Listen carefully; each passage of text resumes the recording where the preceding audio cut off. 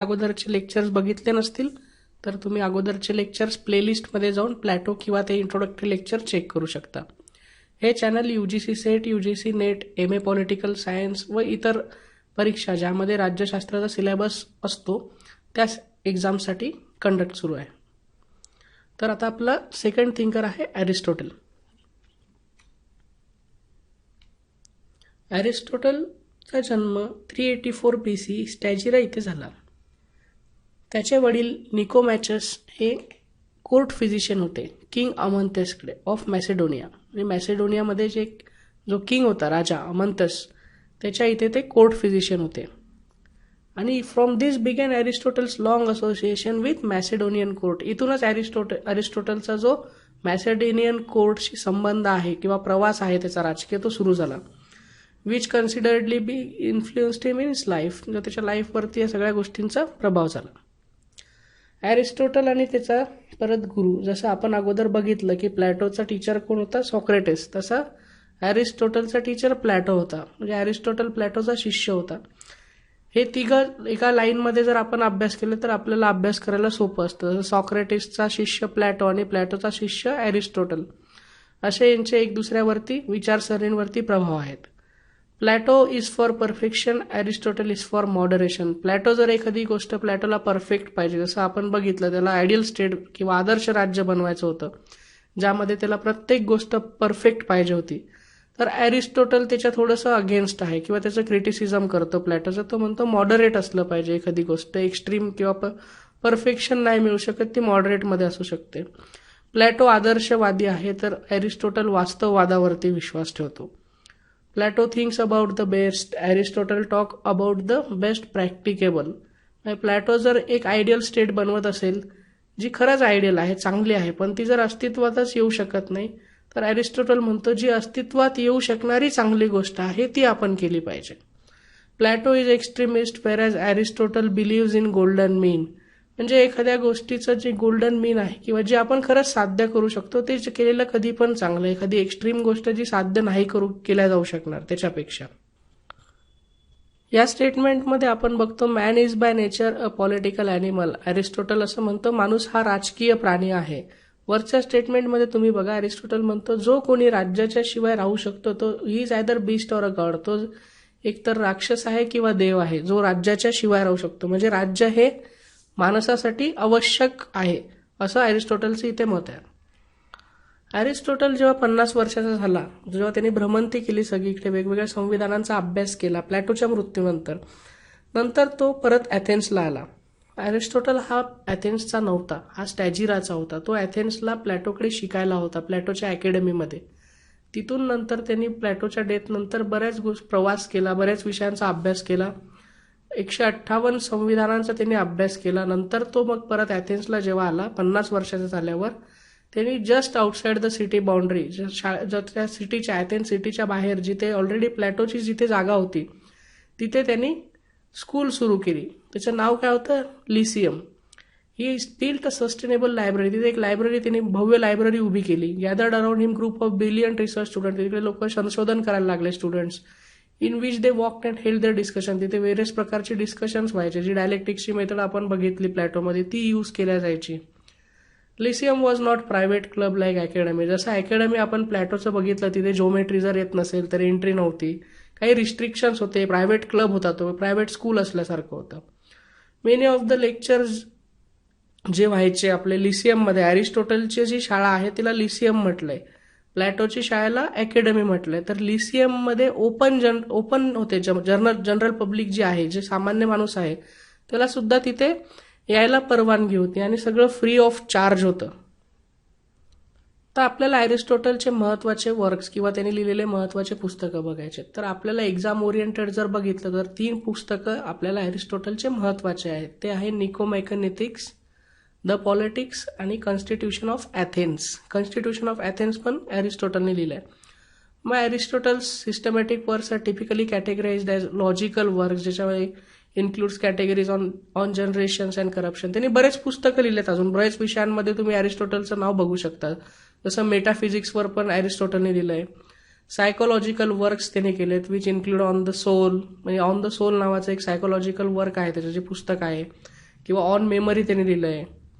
असे बरेच तुम्ही आधीही लिहून घेऊ शकता. तुम्हाला जर हवी असेल एक्झाम्स ओरिएंटेड, मोस्टली त्याचे महत्त्वाचे वर्क जे आहेत ते निकोमॅकॅनेटिक्स, द पॉलिटिक्स आणि कॉन्स्टिट्यूशन ऑफ ॲथेन्स आहे. अजून नावे तुम्हाला रेफरन्ससाठी हवे असतील तर इथे स्लाइडवरती उपलब्ध आहेत. आता एरिस्टॉटलच्या आपल्याला महत्त्वाच्या थिअरीज बघायच्या आहे. तर पहिली थिअरी आहे त्याची थिअरी ऑफ स्टेट. नंतर आपण सिटिझनशिपची थिअरी बघू. नंतर त्याची गुलामगिरी किंवा जी गुलाम ठेवण्याची जी पद्धत होती पहिल्यापासून, ती जी स्लेव्हरीची जी सिस्टम होती त्याचा आपण अभ्यास करणार आहे. त्याची संविधानाची थिअरी आहे. प्रॉपर्टीबद्दल त्यांनी त्याचे मत व्यक्त केले आहे त्याच्या थिअरीमध्ये. न्यायाच्या थिअरीबद्दल त्याचं काय म्हणणं आहे, जो सिद्धांत मांडला आहे त्यांनी न्यायाचा त्याचं काय म्हणणं आहे, किंवा त्यांनी थिअरी ऑफ रिव्होल्युशन दिले, क्रांती करण्याची जी थिअरी दिली आहे ते बघूयात आपण. या सगळ्या थिअरीजचा आपण आता डिटेलमध्ये अभ्यास करणार आहोत. हा चॅप्टर कंप्लीट झाल्यावरती तुम्ही एक दिलेल्या क्वेश्चन्सचे सहजरित्या अँसर्स देऊ शकता. जसं एरिस्टॉटलची theory of state, citizenship theory, संविधान, किंवा एरिस्टॉटलला फादर ऑफ पॉलिटिकल सायन्स का बरं म्हणतात, एरिस्टॉटल्स थिअरी ऑफ प्रॉपर्टी जी त्याची प्रॉपर्टीची थिअरी आहे, किंवा त्याच्या न्यायावरचे व्ह्यूज काय, न्यायाचा सिद्धांत काय आहे, थिअरी ऑफ रिव्होल्युशन आहे. विशिष्ट या संदर्भात जे कुठलेही तुम्हाला प्रश्न येतील त्याचे सहज तुम्ही ही लेक्चर ऐकून उत्तरं देऊ शकता. हे स्टेटमेंट्स आहेत एरिस्टॉटलचे काही. Man is by nature a political animal. माणूस हा राजकीय प्राणी आहे किंवा सामाजिक प्राणी आहे असं एरिस्टॉटलचं मत होतं. Man who can live without state is either beast or a god. जो बिना राज्याचा राहू शकतो किंवा राज्याच्या बाहेर जगू शकतो एकटा, तो एकतर बीस्ट आहे किंवा गॉड आहे, एकतर राक्षस आहे किंवा देव आहे. State is highest of all association. ज्या कुठल्या संस्था आहेत त्या सगळ्या संस्थांमध्ये सर्वोच्च संस्था जर कुठली असेल तर ती राज्य संस्था आहे. State is union of family and villages. State काय आहे, स्टेट म्हणजे राज्य. राज्य काय आहे तर युनियन ऑफ फॅमिलीज आहे आणि विलेजेस एकत्र येऊन ते एक राज्य तयार होतं. State comes in to existence for a sake of good life and continues for a sake of good life. राज्य हे चांगल्या आयुष्यासाठी आपल्या आयुष्यात आलंय आणि कंटिन्यू राहणार आहे तर ते आपलं आयुष्य चांगलंच ठेवण्यासाठी. एरिस्टॉटलच्या मते देवानी माणसाला सेल्फ सफिशियंट नाही बनवला आहे. तो त्याच्या जेवढ्या नीड्स आहेत, बेसिक गरजा आहेत, तो त्या स्वतःहून पूर्ण नाही करू शकत. त्याच्यामुळे त्यांनी फॅमिलीची स्थापना केली. नंतर त्याच्या सगळ्या गरजा फॅमिली पूर्ण नव्हती करू शकत. But not all, so man created villages. म्हणून आपण खेड्यांचे निर्माण झाले किंवा विलेजेस तयार झाले ज्याच्यामध्ये त्याच्या राहिलेल्या गरजा पूर्ण व्हायच्या. पण विलेजमध्ये सुद्धा आपल्या सगळ्या गरजा पूर्ण होतात का? नाही. म्हणून त्यांनी सगळ्या गरजा पूर्ण होण्यासाठी परत राज्याची निर्मिती केली. Only state is such institution which can fulfil all the needs of man. फक्त राज्य संस्थाच हे अशी गोष्ट आहे जी तुमच्या सगळ्या गरजा पूर्ण करू शकते. म्हणून एरिस्टॉटलनी राज्य संस्थेला सगळ्या संस्थांच्या वरतीचे स्थान दिले आहे किंवा सर्वोच्च स्थान दिले आहे. Origin of state is in the needs of man and it is the destiny of man to live in the state. राज्याचा स्रोत जो आहे राज्य निर्माण होण्याचा तो माणसाच्या गरजेमध्ये आहे आणि हे माणसाच्या डेस्टिनीमध्ये आहे की तो राज्यात राहतो. Chronologically man is prior to state but logically state is prior to man. याचा अर्थ असा होतो की माणसाने राज्याची निर्मिती केली आहे पण राज्य हे माणसापेक्षा श्रेष्ठ आहे किंवा राज्य हे माणसाला त्याच्या प्रगतीसाठी गरजेचं आहे. राज्याशिवाय माणूस नाही. आता सगळ्यात पहिले आपण एरिस्टॉटलची थिअरी ऑफ स्टेट बघणार आहोत. जे आपण स्टेटमेंट बघितलं की state is highest of all association. राज्य हे ही सर्वोच्च संस्था आहे बाकीच्या संस्थांपेक्षा. पण Plato traced it as big family. प्लॅटोनी राज्याला काय म्हटलं, एक परिवार म्हटलं आहे मोठा, ज्यामध्ये मग त्यांनी फिलॉसॉफर किंग, फॅमिलीचं कम्युनिझम आपण अगोदरच्या लेक्चरमध्ये बघितलंय. ज्यांना आठवत नसेल ते परत ते लेक्चर्स बघून एक रिव्हिजन करू शकता. For Aristotle state is not a family but it is a family of families. एरिस्टॉटलसाठी राज्य हे एक फॅमिली नसून विशिष्ट फॅमिलींपासून बनलेली एक फॅमिली आहे. The authority of statesman has to be different from the authority of father.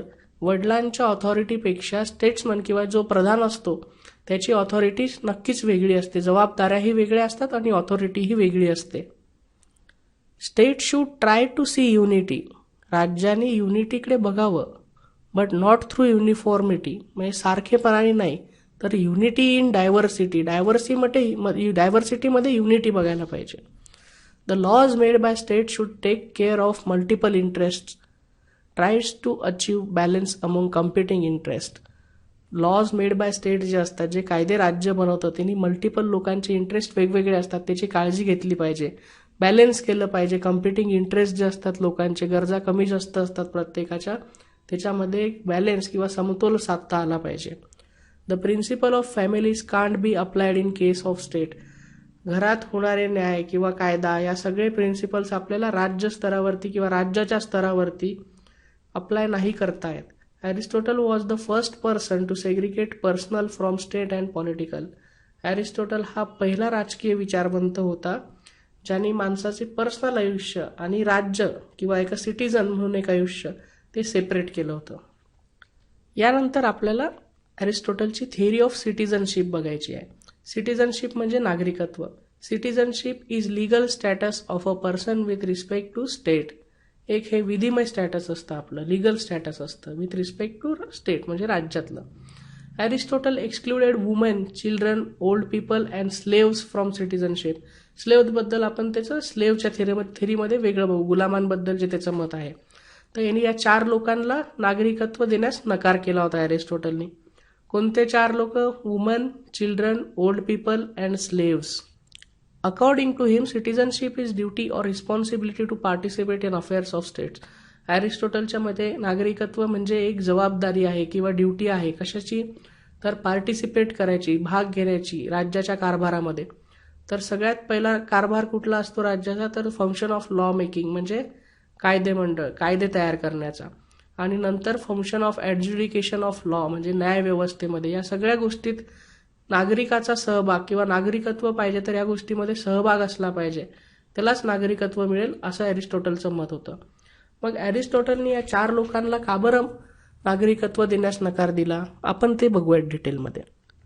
तर ओल्ड पीपल म्हणजे जे वृद्ध लोक आहेत, because of their health condition they may not be able to play the required role. म्हणजे वृद्ध लोक आहेत जे चालू पण नाही शकत किंवा जे बेड रेस्टवरती आहेत, त्यांना राज्याच्या कारभारामध्ये कुठल्याही प्रकारची मानसिक किंवा शारीरिक मदत करता येणार नव्हती. त्यामुळे त्यांना नागरिकत्व देऊन त्यांचं मत वेस्ट केल्यापेक्षा त्यांना नागरिकत्व अरिस्टॉटलनी रिजेक्ट केलंय. नंतर आहे चिल्ड्रन्स. ते इमॅच्युअर असतात. चिल्ड्रन्स आपणही बघतो आजच्या काळामध्ये 18+ लोकांनाच वोटिंगचा अधिकार आहे. तर चिल्ड्रन्स जोपर्यंत मॅच्युअर होत नाही तोपर्यंत त्यांना राज्य कारभारामध्ये सहभाग घेता येत नाही. स्लेव्स जे गुलाम होते ते lack reason to required to make law. म्हणजे जे रिझन लागतं किंवा ज्ञान लागतं, जे आपल्याला मॅच्युरिटी लागते, नॉलेज लागतं सगळं कायदे बनवण्यासाठी किंवा कायदे मंडळमध्ये सहभाग घेण्यासाठी, ते गुलामांमध्ये नाही आहे. ते आपल्याला स्लेव्हरीच्या थिअरीमध्ये अजून चांगलं कळेल, जे आपण पुढे घेणार आहोत. तर गुलामांनाही अरिस्टॉटलनी नागरिकत्व देण्यास नकार दिला होता. नंतर महिलांना पण नागरिकत्व देण्यास अरिस्टॉटल नकार देतो. तो म्हणतो confines them to the 4 walls of the family. त्यांना घरचे कामं बरेच असतात, ते सगळे कामं आवरता त्यांना राज्यामध्ये योगदान देण्यास कमीपणा वाटत होतं. म्हणजे अरिस्टॉटलला वाटत होतं की ते पूर्ण वेळ त्याला देऊ शकणार नाही. त्याच्यामुळे अरिस्टॉटलनी वुमेन्सला सुद्धा नागरिकत्व नकारलंय. Only natural born adult male possessing property qualifies to be citizen. मग अरिस्टॉटलचं सिटीजन बनायला कोण क्वालिफाय होतं? तर नॅचरली बॉर्न, जो नॅचरली बॉर्न झालाय त्या राज्यामध्ये. अडल्ट मेल, अडल्ट म्हणजे जो चिल्ड्रन नसणार, एक विशिष्ट वय क्रॉस केलेला अडल्ट मेल फक्त, वुमेन नाही. पजेसिंग प्रॉपर्टी, त्याच्याकडे कंपल्सरी प्रॉपर्टी असली पाहिजे. Only he qualifies to be citizen, फक्त त्यालाच नागरिकत्व मिळेल जो naturally born adult male possessing property असेल तोच. आता आपण अरिस्टॉटलची थिअरी ऑफ स्लेव्हरी बघूयात. Slavery is natural and useful. दासप्रथा ही नॅचरल आहे आणि युजफुल आहे असं अरिस्टॉटलचं मत होतं. Aristotle justifies natural slaves rather than legal slaves. आता या स्लेव्समध्ये पण किंवा गुलामांमध्ये पण त्यांनी डिफरन्स केलाय. ते 2 डिफरन्सिएशन कोणते आहेत? तर एक आहे नॅचरल स्लेव्स म्हणजे नैसर्गिक गुलाम, आणि दुसरा आहे वैधानिक. वैधानिक गुलाम म्हणजे जे आपण प्रिझनर्स ऑफ वॉर किंवा युद्ध झाल्यावरती जे युद्ध कैदी पकडले जातात त्यांना त्यांनी लिगल स्लेव्स म्हटलंय किंवा वैधानिक गुलाम म्हटलंय. Slaves by nature and master by nature. दोन प्रकारची लोक असतात अरिस्टोटलच्या मते. एक असतो गुलाम, नैसर्गिक गुलाम, आणि दुसरा असतो स्वामी. नैसर्गिक गुलाम आणि नैसर्गिक स्वामी असे दोन गट असतात. Those who possess reason and courage are masters, म्हणजे ज्यांच्यामध्ये रिझन किंवा ज्ञान, समृद्धी आणि धाडस किंवा शौर्य असेल, ह्या लोकांना त्यांनी स्वामी म्हटलं आहे. म्हणजे बाय नेचर त्यांच्यामध्ये असतं, नॅचरली असतं. आणि दोज हू लॅक इट, ज्यांच्यामध्ये ह्या दोन्ही गोष्टी नाही आहेत, त्यांना गुलाम म्हटलंय, नैसर्गिक गुलाम. Aristotle suggest that nature has created two types of person. दोन प्रकारचे पर्सन हे नॅचरली आपल्याला दिसतात. Those who are physically strong आणि those who are mentally strong. जे शारीरिकदृष्ट्या सुदृढ किंवा स्ट्रॉंग असतात आणि दुसरे असतात जे मानसिकदृष्ट्या स्ट्रॉंग असतात. मग अरिस्टोटल म्हणतो की those who are physically strong should involve themselves in task of production and those who are mentally strong in affairs of state. जे शारीरिकदृष्ट्या सुदृढ आहेत किंवा शक्तिशाली आहेत त्यांनी प्रोडक्शनच्या टास्कमध्ये किंवा जे काही शेती, मजुरी आहे त्यामध्ये सहभाग घ्यावा, त्यांनी प्रोडक्शन चांगलं होईल. आणि जे मेंटली स्ट्रॉंग आहेत त्यांनी राज्यकारभारामध्ये सहभाग घ्यावा. There are some person who are dependent on others to take decisions for themselves. Such person are not even the master of their self. काही लोक असे असतात ज्यांना स्वतःचे निर्णय जे असतात ते स्वतः घेता येत नाही. ते दुसऱ्यांवरती डिपेंड असतात त्यांचे निर्णय घ्यायला. ते त्यांचे स्वतःचे सुद्धा स्वामी होऊ शकत नाही. अशा लोकांना अरिस्टोटलनी नैसर्गिक गुलाम म्हटलंय. आता या गुलामगिरीचा किंवा या दास ठेवण्याच्या जी अवस्था आहे किंवा स्थिती आहे, याचा काय फायदा होणार आहे किंवा राज्याला काही फायदा आहे का? तर याचा फायदा आहे असं अरिस्टोटल म्हणतो. मग सगळ्यात पहिले स्वामींना काय फायदा आहे? तर master will have leisure time to develop his virtue. त्याला त्याचं ज्ञान विकसित करण्यासाठी स्वामीला वेळ मिळेल. Hence master should treat his slave properly. म्हणजे स्वामींनी जे काही आहे त्यांचे गुलाम आहेत त्यांना प्रॉपरली ट्रीट केलं पाहिजे, कारण ते त्याला वेळ प्रोव्हाइड करून देतात त्याच्या अभ्यासाला किंवा त्याचं ज्ञान वाढवायला. अजून युजफुल फॉर इकॉनॉमिक सिस्टम, जे आपली अर्थव्यवस्था आहे राज्याची, त्यासाठी पण गुलामगिरी किंवा गुलामची जी परिस्थिती म्हणजे जी अवस्था आहे किंवा सिच्युएशन आहे ती युजफुल आहे असं अरिस्टोटलचं मत आहे. म्हणजे since slave is physically strong he can work for longer duration. जो गुलाम आहे तो फिजिकली शारीरिकदृष्ट्या शक्तिशाली असतो, त्याच्यामुळे तो जास्त काळासाठी काम करू शकतो आणि हे आपल्या अर्थव्यवस्थेसाठी फायद्याचं आहे असं अरिस्टोटलचं मत होतं. गुड फॉर स्टेट, म्हणजे राज्यासाठी पण ही गोष्ट चांगली आहे. Masters will get time to participate in affairs of state. राज्य कारभारामध्ये जास्तीत जास्त सहभाग घ्यायला स्वामींना वेळ मिळेल असं अरिस्टोटलचं मत होतं. म्हणजे ते राज्याच्या फायद्याचं आहे. गुड फॉर स्लेव, म्हणजे गुलामासाठी पण हे चांगलं आहे. मग ते कशा प्रकारे? मग it is necessary for slave because he does not have reason. म्हणजे स्लेव जो आहे किंवा गुलाम आहे त्याच्याकडे ज्ञान नाही आहे, त्याच्याकडे कॅपॅसिटी नाही आहे, तेवढं त्याचं रिझन नाही आहे किंवा नॉलेज नाही आहे त्या गोष्टीचा डिसिजन घ्यायची. He will require someone else to guide him. त्याला कुणाची तरी चांगल्या माणसाची गरज असेल आयुष्यभर त्याला गाईड करायला, त्याचे निर्णय घ्यायला, ज्याला स्वतःचे निर्णय घेता येत नाही. आणि दुसरं कारण म्हणजे in the company of good master slave can develop his virtue. तो एका चांगल्या माणसासोबत जो स्वामी आहे त्याच्यासोबत राहून ते निर्णय घेण्याची क्षमता डेव्हलप करू शकतो किंवा ज्ञान मिळवू शकतो. मग if slave develops virtue of reason and courage, म्हणजे जर गुलामाने जर ते व्हर्च्यू मिळवलं किंवा ज्ञान मिळवलं आणि तो त्याचे निर्णय घेऊ शकला किंवा त्याच्यात ते शौर्य, धैर्य तयार झालं, तर master should leave him free, म्हणजे स्वामींनी त्याला मुक्त करायला पाहिजे असं अरिस्टोटलचंही मत होतं. पण आजकालच्या काळात म्हणजे एज ऑफ ह्युमन राईट्स जिथे आहे, आपण मानव अधिकारांच्या काळात आहे, we cannot justify institutions like slavery. आपण गुलामगिरी किंवा या सगळ्या सिच्युएशन्स ज्या आहेत त्यांना आपण फॉलो नाही करू शकत. How ever useful it is, या किती चांगल्या असल्या किंवा तुम्हाला किती चांगल्या वाटत असल्या तरी या ह्युमन राईट्स व्हायोलेट करतात, मानव अधिकाराच्या अगेन्स्ट आहे.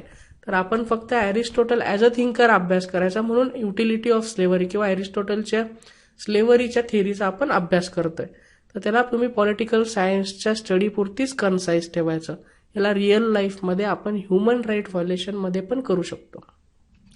आता आपण अरिस्टोटलची थिअरी ऑफ प्रॉपर्टी बघूयात. प्रॉपर्टीबद्दल अरिस्टोटलचे काय मत आहे?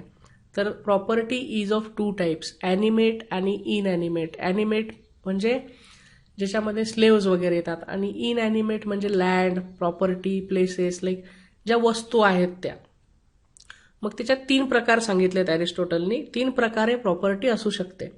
तर सगळ्यात पहिले कॉमन ओनरशिप कॉमन यूज, म्हणजे सगळ्यांची प्रॉपर्टी असेल आणि सगळेच वापरतील. म्हणजे एखादी जागा जर असेल लँड पर्टिक्युलर, तर ती लँड जी आहे ती सगळे लोक यूज करतील आणि ती सगळ्यांच्या मालकीची असेल. मग आपण जर बघितलं अशी एखादी पब्लिक प्रॉपर्टी असते जी सगळ्यांची असते आणि सगळे वापरतात, तिचं आपण जे बघितलं रिस्पॉन्सिबिलिटी कोणी घेत नाही. फॉर एक्झाम्पल उदाहरणं द्यायचं म्हटलं तर इंडियामध्ये तुम्ही जेवढ्या पब्लिक ट्रान्सपोर्ट किंवा बघा जे कोणाला जसं वागतंय तसं ती सगळ्यांची प्रॉपर्टी, सगळ्यांच्या टॅक्समधनं आपण त्या गोष्टी घेत असतो. पण वारंवार दिवसेंदिवस जेव्हा आपण तिकडे वागत असतो तुम्ही बघता की लोक त्याला रिस्पॉन्सिबली यूज नाही करत. तर हे सपोर्ट केलं नाही जाऊ शकत. ज्याला कॉमन ओनरशिप आणि कॉमन यूज असेल अशी प्रॉपर्टीची थेअरी अरिस्टोटल ऍक्सेप्ट नाही करत. दुसरी थेअरी अरिस्टोटलने दिली आहे ती आहे कॉमन ओनरशिप आणि इंडिव्हिज्युअल यूज. कॉमन ओनरशिप म्हणजे सगळ्यांची प्रॉपर्टी असेल आणि एकटा माणूस वापरेल किंवा एकटा माणूस त्याच्यावरती राज्य करेल. मग हे इलॉजिकल आहे किंवा अनप्रॅक्टिकल आहे. असं प्रॅक्टिकली बघायला मिळतं का आपल्याला की प्रॉपर्टी सगळ्यांची आहे आणि सगळे लोक स्वतःहून एखाद्या माणसाला ती राज्य करायला देतील? आणि in case if it is practice किंवा अशी जर आपल्याला बघायलाही मिळाली तर इट विल बी एक्सप्लॉयटेटिव्ह. ते मग जुलूम झालेला आपल्याला दिसेल. जसं आपण सावकारी प्रथेत किंवा जमीनदारी सिस्टम तुम्ही इतिहासात अभ्यास केला तर ते एक्सप्लॉयटेटिव्ह आहे. तेही अरिस्टोटल सपोर्ट नाही करत. तर तिसरी जी थेअरी आहे ती आहे इंडिव्हिज्युअल प्रॉपर्टी आणि कॉमन यूज. म्हणजे इंडिव्हिज्युअल प्रॉपर्टी आहे, प्रत्येकाकडे त्याची प्रॉपर्टी आहे आणि कॉमन यूज होतो आहे. याला अरिस्टोटलने सपोर्ट केलंय. तर आता याच्यात कसं असतं की गांधीजींनी जी ट्रस्टीशिप थेअरी दिली होती, ट्रस्टीशिप थेअरी म्हणजे गांधीजींनी जी भूदान वगैरे या चळवळीनंतर विनोबा भावेंनी चालवल्या त्याच प्रकारचं हे एक सिस्टम आहे ज्याच्यामध्ये प्रॉपर्टी सगळ्यांकडे असेल पण त्यातनं थोडं थोडं ज्याला गरजेचं आहे त्याला तो डोनेट करणार. मग त्याचे फायदे हे याला अरिस्टोटलने सपोर्ट केलंय. तर याचे फायदे काय काय होतील तर मोर प्रोडक्टिव्ह, म्हणजे आपल्याला प्रोडक्शन चांगलं मिळेल. जर सगळ्यांकडे प्रॉपर्टी आहे, कॉमन यूज जर असेल तर सगळे एक दुसऱ्याला मदत करून प्रत्येकाची प्रॉपर्टी सक्सेसफुल होईल. Source of motivation to work hard, जर तुमची स्वतःची प्रॉपर्टी तुम्हालाच राहते, ती कॉमन वरच्या दोन सिस्टममध्ये कॉमन ओनरशिप आहे आपण बघितलं, ती सगळ्यांची प्रॉपर्टी होते, तर तुम्हाला त्याच्यात तेवढं इंटरेस्ट नाही येणार की वर्क करायला, हार्ड वर्क करायला. पण स्वतःची जर तुम्ही डेव्हलप करू शकता तर तुम्ही नक्कीच त्याच्यामध्ये हार्डवर्क करा. आणि अरिस्टोटलच्या मते आपण बघितलं की सिटिझनशिपच्या थेअरीमध्ये जी नागरिकत्वाची थेअरी त्यांनी दिली त्याच्यामध्ये तो म्हणतो main of reason is main of property. म्हणजे ज्या माणसाकडे प्रॉपर्टी आहे त्याच्याकडे नक्की ज्ञान आहे. सो गुड फॉर स्टॅबिलिटी, कारण त्यांनी एवढी जी प्रॉपर्टी मिळवली आहे किंवा कमवली आहे ती बिना ज्ञानाची किंवा ज्ञानाशिवाय ती अशक्य होती. म्हणून त्याचं म्हणणं आहे की ज्याच्याकडे प्रॉपर्टी आहे त्याच्याकडे ज्ञान नक्कीच असतं. सोर्स ऑफ चॅरिटी आणि जनरॉसिटी, तर काय होईल की प्रॉपर्टी असेल सगळ्यांची आपापली तर मग कॉमन यूज जर होतोय तर ते काहीतरी डोनेट किंवा चॅरिटी अशा गोष्टी त्याच्यामध्ये होतील. आता आपण अरिस्टोटलची थिअरी ऑफ जस्टिस बघू. न्यायाचा जो सिद्धांत अरिस्टोटलने दिलाय, तर Aristotle gives importance to merit. त्यांनी मेरिटला इम्पॉर्टन्स दिलाय. Reward should be in accordance to importance of the work of the person for society. म्हणजे एखाद्याला कुठली गोष्ट रिवॉर्ड म्हणून जर परत हवी असेल किंवा त्याला कुठली गोष्ट पाहिजे असेल तर ती त्याच्या कामानुसार त्याला मिळाली पाहिजे, जे सोसायटीला योगदान आहे किंवा त्यांनी केलेल्या हार्डवर्कनुसार त्याच्या मेरिटनुसार त्याला योगदान त्याचं जे असेल त्यानुसार त्याला रिवॉर्ड मिळाला पाहिजे. अरिस्टोटल हा ॲब्सोल्यूट इक्वॅलिटी किंवा सर्व समानता याच्यामध्ये विश्वास ठेवत नाही. He believes in proportionate equality. जे आपण वरती मेरिट सिस्टम बघितलं त्या सिस्टममध्ये अरिस्टोटल बिलीव्ह करतो. It is unjust to treat equals unequally. It is equally unjust to treat unequal equally. या स्टेटमेंटमध्ये आपल्याला अरिस्टोटल म्हणतो की इट इज अनजस्ट, हे अनजस्ट आहे, टू ट्रीट इक्वल्स अनइक्वली. जे सारखे आहेत त्यांना अनइक्वल ट्रीटमेंट देणं हे चुकीचं आहे. आणि तेवढंच हे चुकीचं आहे जे आपण अनइक्वल जे आहेत, जे सारखे नाही आहेत तरी पण त्यांना सारखी ट्रीटमेंट देतोय. Aristotle theory of justice is link to theory of equality or his idea of equality. अरिस्टोटलचा जो न्यायाचा सिद्धांत आहे तो त्याच्या इक्वॅलिटी समानतेच्या सिद्धांताशी खूप जास्त रिलेटेड आहे. आणि जर एखाद्या राज्यामध्ये असं होतंय की the discrimination against the person who deserves to be treated equal, जर तो डिझर्व करतोय, त्याला सारखी समानता मिळायला पाहिजे आणि त्याच्यासोबत जर तशी सारखी ट्रीटमेंट होत नसेल किंवा त्याच्यासोबत डिस्क्रिमिनेशन होत असेल तर such person will be tempted to go against the rich. असा व्यक्ती राज्याच्या अगेन्स्ट काम करेल. The communist cause of revolution is feeling of inequality real or imagined even the communist cause म्हणजे जे कम्युनिस्ट रिव्होल्युशन जे झालं होतं ते पण इनइक्वॅलिटीची फिलिंग होती. कामगार वर्ग आणि भांडवलशाही जो वर्ग होता त्यांच्यामध्ये इनइक्वॅलिटीची फिलिंग असल्यामुळे कम्युनिस्ट रिव्होल्युशन झालंय. Aristotle does not support absolute equality. He is supporter of meritocratic society. त्याचं म्हणणं आहे की समानता ॲब्सोल्यूट नसली पाहिजे, सर्व समानतेचा तो समर्थक नाही आहे. मेरिटोक्रॅटिक सोसायटी असली पाहिजे. मेरिटनुसार ज्याचं जेवढं योगदान आहे त्याला त्याच्या योगदानानुसार तेवढे त्याची ट्रीटमेंट मिळाली पाहिजे. आता जे स्टेटमेंट होतं की it is unjust to treat equals unequally, it is equally unjust to treat unequals equally. आता आपण हे स्टेटमेंट थोडंसं सोपं करून बघूयात. तर फर्स्ट पिक्चरमध्ये तुम्ही बघताय की अनइक्वल्स इक्वली ट्रीट झाले आहेत. तिघांना सारखे बॉक्स दिले आहेत मॅच बघायसाठी, पण तिघांची हाईट सारखी नसल्यामुळे ते त्यांच्यासोबत अनइक्वल ट्रीटमेंट आहे. अनइक्वल्स इक्वली ट्रीट केलं आहे. जे इक्वल नाही आहेत त्यांना सारखी समानता दिली आहे. असं करून चालेल का? तर हे आपल्या न्यायाच्या सिद्धांताच्या अगेन्स्ट होईल. दुसरा जो फोटो आहे त्याच्यामध्ये पॉझिटिव्ह डिस्क्रिमिनेशन दिलं आहे, जे आपल्याला परफेक्ट उदाहरण दिसते समानतेचं किंवा न्यायाचं, ज्याला जशा आवश्यकतेनुसार. आता या दुसऱ्या फोटोमध्ये सगळे मॅच बघू शकतात, कारण इथे पॉझिटिव्ह डिस्क्रिमिनेशन झालंय किंवा जस्टिस न्याय याचा सिद्धांत आणि इक्वॅलिटी समानतेचा दोघांचा संगम करून एक चांगलं पॉझिटिव्ह डिस्क्रिमिनेशन नावाची कन्सेप्ट तयार केली आहे. तिसरा फोटो जो तुम्ही बघताय राईटेस्ट साईडला इक्वल्स अनइक्वलीमध्ये, याच्यामध्ये काय आहे तर इक्वल्सला अनइक्वल ट्रीटमेंट देणे, म्हणजे सारखे आहेत पण त्यांना सारखी ट्रीटमेंट नाही मिळत. जसं महिला आणि पुरुष आपण बघतो, बऱ्याच कंपनीजमध्ये ते काम करतात, सारख्याच पदावरती असतात, सेम क्वालिफिकेशन असतं, सेम प्रोडक्टिव्हिटी, तेवढंच ते प्रोडक्ट तयार करत असतात किंवा त्यांचं योगदान देत असतात, सेम आउटपुट कंपनीला त्यांच्या कामातनं मिळत असतं, पण त्यांच्या सॅलरीमध्ये आपल्याला डिफरन्स बघायला मिळतो. त्याला आपण काय म्हटलंय तर इक्वल्स ट्रीटेड अनइक्वली. ह्या गोष्टींनी पण लोकांच्या मनामध्ये असंतोष निर्माण तयार होतो व ते राज्य संस्थेच्या अगेन्स्ट काम करायला सुरुवात करतात. हे अरिस्टोटलची जस्टिसची थिअरी आहे. आता अरिस्टोटलची थिअरी ऑफ कॉन्स्टिट्यूशन, जी संविधानाची थिअरी त्याने दिली आहे. अरिस्टोटलला फादर ऑफ कॉन्स्टिट्युशनलिझम पण आपण म्हणतो, because he does not permit deviation between constitution and manner of government. म्हणजे संविधान आणि शासन पद्धती या दोन्हीमध्ये त्यांनी भेदभाव कधीच नाही केला. Aristotle studied 158 constitution on basis of his give 6 basic form of constitution.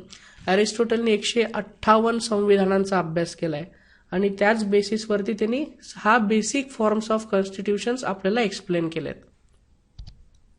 तर आता सगळ्यात पहिले नंबरनुसार जिथे एक माणूस राज्य करत असतो त्याला आपण राजेशाही म्हणतो. पण एक माणूस राज्य करण्याच्या 2 पद्धती आहेत. तर सगळ्यात पहिले आपण एक माणसाची राज्य पद्धती जिथे works in interest of people, म्हणजे जे लोकांसाठी काम करणारी असते, त्याला आपण मोनार्की म्हणतो किंवा राजेशाही म्हणतो. पण राजेशाही पण काही काळानंतर हुकुमशाहीमध्ये कन्वर्ट होते. मग जो राजा लोकांसाठी अगोदर काम करत होता तो स्वतःच्या हितासाठी काम करायला लागतो, तेव्हा त्या राजेशाहीची हुकुमशाहीमध्ये बदल होतो.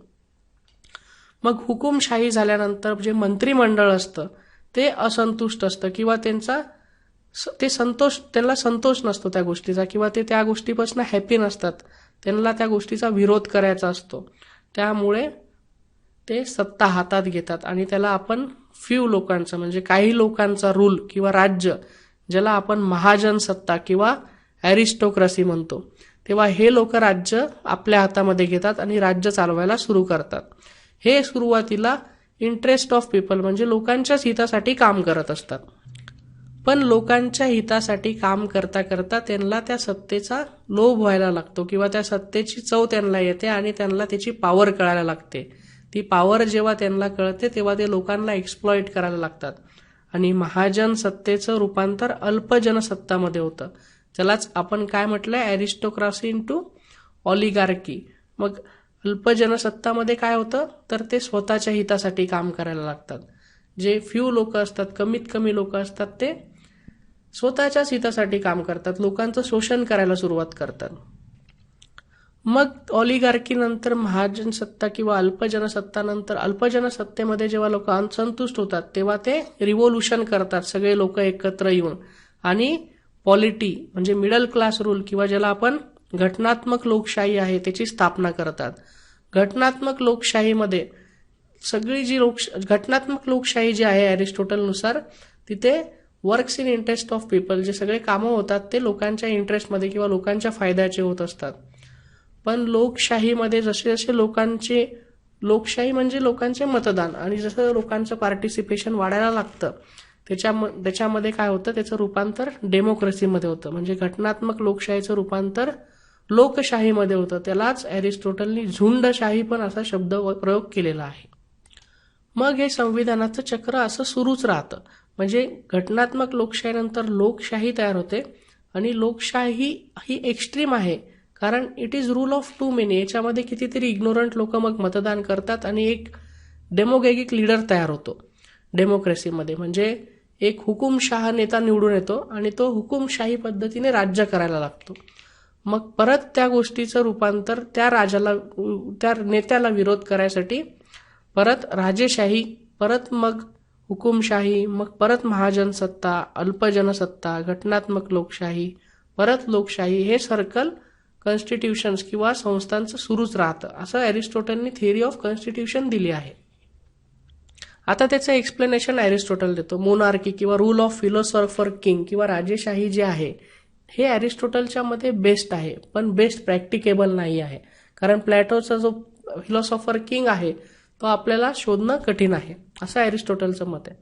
Polity or rule of middle class which is the best practicable form of government according to Aristotle. अरिस्टॉटलच्या मते घटनात्मक लोकशाही हे बेस्ट प्रॅक्टिकेबल आहे. मग अरिस्टॉटल सगळ्यात जास्त समर्थन कुठल्या संस्थेचं, राज्यसंस्थेचं करतो, तर घटनात्मक लोकशाहीचं करतो. It represents the golden mean of oligarchy आणि डेमोक्रेसी. ऑलिगार्की, अल्पजनसत्ता आणि लोकशाही याचा मध्यांत साधतो. काय साधतो मध्यांत? तर पॉलिटी, जे घटनात्मक लोकशाही आहे. Democracy is extreme because it is rule of too many which means the rule of ignorant and poor. अरिस्टॉटलच्या मते डेमोक्रेसी किंवा लोकशाही ही खूप जास्त घातक आहे, कारण ते रूल आहे, राज्य आहे खूप साऱ्या लोकांचं, इग्नोरंट लोकांचं आणि पुअर लोकांचं. तर ह्या सगळ्या थिअरीमध्ये आपल्याला लक्षात येतं की अरिस्टॉटलचं समर्थन जे आहे ते घटनात्मक लोकशाहीला जास्त आहे. मोनार्की, राजेशाहीला तो सपोर्ट करतो, पण ते प्रॅक्टिकेबल नाही आहे, असं अरिस्टॉटलचं मत आहे. मग अरिस्टॉटल कसा सपोर्ट करतो घटनात्मक लोकशाहीचा? तर तो म्हणतो रिच लोक जे असतात डज नॉट ट्रस्ट पुअर लोकांवरती ट्रस्ट नाही करत, आणि पुअर लोक जे असतात, जे गरीब लोक असतात, ते पण रिच लोकांवरती ट्रस्ट नाही करत. पण जे दोन्ही वर्ग आहेत, रिच आणि पुअर, ते दोन्ही मिडल क्लासवरती नेहमी ट्रस्ट करतात. Poor suffers from ignorance and rich from arrogance. म्हणजे आपण बघितलं की पुअर लोक किंवा गरीब लोक आहेत ते इग्नोरंट असतात कुठल्या पण गोष्टीमध्ये, आणि रिच लोक जे असतात ते अरोगंट असतात. Neither rich nor poor are in the habit of obedience of law. आपण आजच्याही काळात उदाहरणं घेऊ शकतो की जे रिच, अत्यंत करोडपती किंवा खूप रिच वर्ग जो असतो आणि खूप पुअर वर्ग जो असतो, ते त्यांना हॅबिट नसते किंवा त्यांना सवय नसते ओबिडियन्स ऑफ लॉची, कायदे पाळण्याची. And middle class have reason and moderate wealth and are most obedient to law.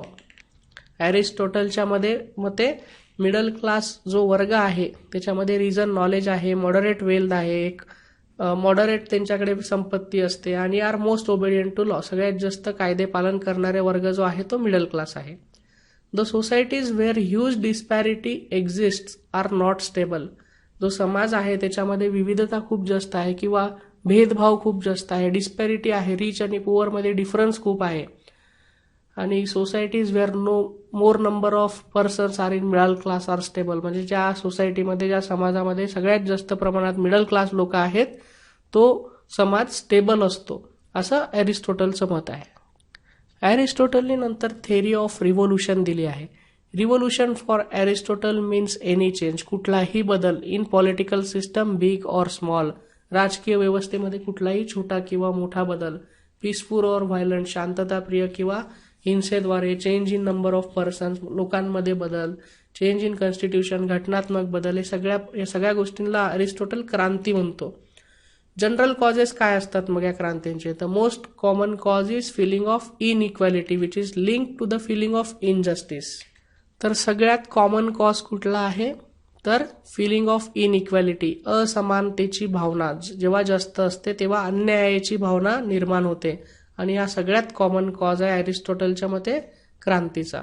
नंतर universal passion for power and privilege, मग पॉवर गेम्स जे होतात, पॉलिटिक्स होतं सत्तेसाठी, प्रिव्हिलेजेससाठी, त्याच्यामुळे क्रांती होते. Fearlessness and corruption of ruling class, जो रुलिंग वर्ग असतो किंवा सत्ताधारी वर्ग असतो त्याचा फेअरलेसनेसपणा, जे घाबरत नाहीत कुठल्याच गोष्टीला, करप्ट होतात, भ्रष्टाचार वाढतो, त्याच्यामुळे क्रांती होते. Over reach of ruling classes, inequality in income and wealth, sudden influx of foreigners, rivalry between classes, म्हणजे इनइक्वॅलिटी तयार होणे इन्कम आणि वेल्थमध्ये लोकांच्या, जे त्यांचं इन्कम आहे त्याच्यामध्ये इन्फ्लक्स ऑफ फॉरेनर्स, खूप साऱ्या प्रमाणात परदेशी लोक इथे येऊन राहणे आणि त्याच्यात मग सामान्य जो देशाचा नागरिक आहे त्याच्यात आणि त्यांच्यामध्ये भेदभाव होणे, ह्या भावनांची निर्मिती होऊन क्रांतीला सुरुवात होते. रायव्हलरी बिटवीन क्लासेस, जे वर्गभेद आहे त्याच्यामध्ये रायव्हलरी तयार होणे एक्सेट्रा, या सगळ्या गोष्टींनी क्रांतीची सुरुवात होती. किंवा अरिस्टोटलची थिअरी ऑफ रिव्होल्युशन जी आहे ही या सगळ्या जनरल कॉसेसशी रिलेटेड आहे. मग अरिस्टोटलचं आपण बघितलं की जे मेन रिजाईम स्पेसिफिक चेंजेस किंवा जे त्यांनी मेन त्याची थिअरी ऑफ रिव्होल्युशन जी दिली आहे सल्ला म्हणून, तर तो म्हणतो की राजेशाहीमध्ये जी क्रांती होते त्याचं मेन रिझन काय असतं? तर फॅमिली क्वॉरल्स आणि जेलसी, म्हणजे फॅमिलीजमधले वाद आणि जेलस असणे एक दुसऱ्यावरती, ह्या गोष्टीमुळे राजेशाहीमध्ये क्रांती होते किंवा बदल होतो. ऑलिगार्की, ज्याला आपण अल्पजनसत्ता म्हटलंय, poor will be conspiring against rich and rich will be neglecting poor. इथे आपल्याला अल्पजनसत्तेमध्ये अरिस्टोटल म्हणतो की पुअर जे लोक असतात ते कॉन्स्पिरसी किंवा कट रचतील रिचच्या अगेन्स्ट, आणि rich will be neglecting poor, rich त्या गोष्टीकडे दुर्लक्ष करतील. त्याच्यामुळे ऑलिगार्की किंवा अल्पजनसत्तेत क्रांती होऊन तिथे घटनात्मक लोकशाही येईल. आणि लोकशाहीमध्ये का बरं क्रांती होईल किंवा लोकशाहीचा बदल राजेशाहीत केव्हा होईल? तर people will elect demagogic leader who will establish tyranny. अरिस्टोटलच्या मते लोकशाहीमध्ये लोक असा लीडर इलेक्ट करतील जो हुकुमशाही पद्धतीचा राहील, जो हुकुमशाह राहील, त्याला त्याचे हुकुमशाही पद्धतीने तो निर्णय घेईल. असा जेव्हा लीडर लोक निवडून देतील तेव्हा डेमोक्रेसीचे रूपांतर आपोआप हुकुमशाही किंवा झोटिंगशाही असं अरिस्टोटल म्हणतो याच्यामध्ये होईल. तर मग ह्या सगळ्या गोष्टींची क्रांती तर होणार. मग ह्या गोष्टींच्या क्रांतीसाठी अरिस्टोटलनी सोल्युशन्स त्या राजांना दिले आहेत. तर मेन सोल्युशन काय आहे? तर ट्रीट द कॉज, ज्या कारणामुळे क्रांती होतीये त्याचं निदान करा. मग ॲडिशनल सोल्युशन तो देतो की cultivate spirit of obedience to law, लोकांमध्ये कायदे पालन करण्याची भावना निर्माण करा. Educate citizens about civic virtue, लोकांमध्ये सिव्हिक व्हर्च्यू किंवा जे नॉलेज म्हणतो आपण नागरिक शास्त्र जे होतं आपल्याला, ते ज्या मेन सेन्स असतात, मॉरल सेन्स किंवा कॉमन सेन्सेस सिटीजन्सच्या, त्या त्यांच्यामध्ये इन्कल्केट करा. राष्ट्रासाठी प्रेम त्यांच्यामध्ये निर्माण करा, राष्ट्रवादाची भावना त्यांच्यात निर्माण करा. मॉडरेट एक्झरसाइज ऑफ पॉवर, जी राज्याकडे सत्ता आहे त्याचा एक्स्ट्रीम उपयोग न करता मॉडरेट किंवा मध्यांत स्वरूपाच्या रूपात त्या सत्तेचा उपयोग केला पाहिजे, उद्रेक नाही झाला पाहिजे पॉवरचा. अशा प्रकारचे विविध सोल्युशन्स अरिस्टोटल त्याच्या थिअरी ऑफ रिव्होल्युशन मध्ये जे रिव्होल्युशन होत आहेत त्यांच्यासाठी देतो.